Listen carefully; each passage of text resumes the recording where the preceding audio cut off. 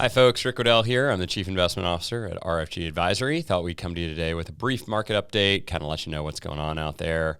S&P 500 is right around 4,500, actually a little bit to the lower end of that range. We crossed down into the 4,400s, 4,490 the last time I looked. Last week was a bit of a down week. We were down a little over 2% last week after being up close to 3.5% in June. So a little bit of consolidation, a little bit of giving back. A lot of that was driven by just some disappointing earnings, or I won't say disappointing earnings, but earnings that were much closer to consensus.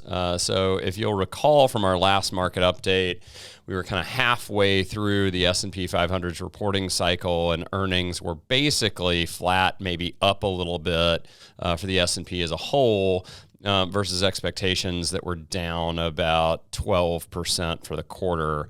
Those numbers have since kind of shorn up the other direction. We've now got about 420 companies in the S&P 500 that have reported, so really closing in over 80%, almost 85% of the companies that are out there have reported. And earnings have come in at down about 8% for the quarter, which once again is still better than the down 12 that we came into the quarter expecting, but isn't quite as good as flat or maybe up 3, which is where we were at the beginning of last week. So a little bit of the sell-off is really just driven by earnings as opposed to anything else, which makes sense. Over the long run, stocks do tend to follow earnings.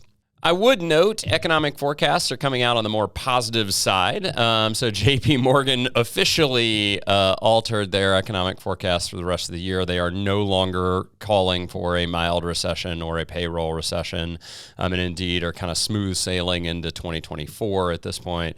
I only point that out because there's a little bit of schadenfreude there. These are all the same banks that if we rolled back to January of this year, were calling with certainty for a recession by the end of the year. And here we are 6 months later, and they are revising all of those forecasts to say that we probably will wind up with a soft landing. I think we're still not quite out of the woods yet with respect to knowing exactly where that is, but it's nice to see that, people are updating their economic forecast based on the better data that we've seen year to date. Speaking of data, it is a busy week. We will get the CPI numbers, those inflation numbers, hugely important here later this week, CPI on Thursday and then PPI on Friday.